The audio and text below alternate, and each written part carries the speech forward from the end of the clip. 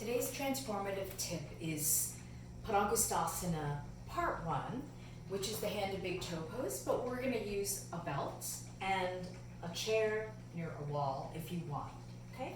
So you can have the chair just in the middle of the space if you want, and I'll show you the first version. This is depending on your flexibility. The lowest would be to have your foot on the chair only if your muscles are very tight. Our goal is to stand upright and be very tall.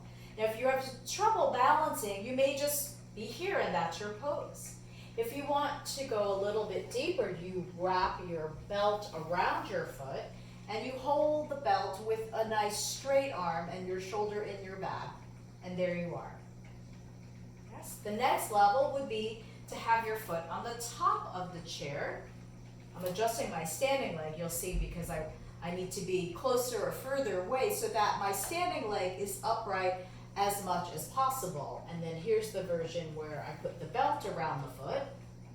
And again, I try to get my shoulder to be nice and square on my back, press the ball of the foot into the wall and stand up tall.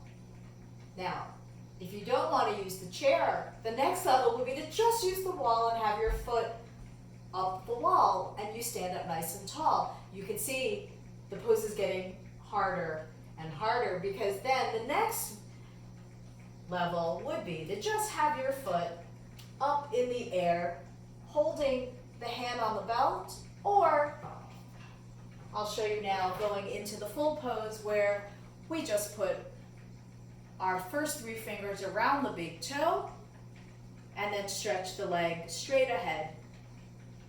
Padangusthasana Part 1. And I thought of doing this pose in particular to get a nice good stretch on the back of that leg, and then you stand tall on both feet, and then repeat whichever variation you did on the second side.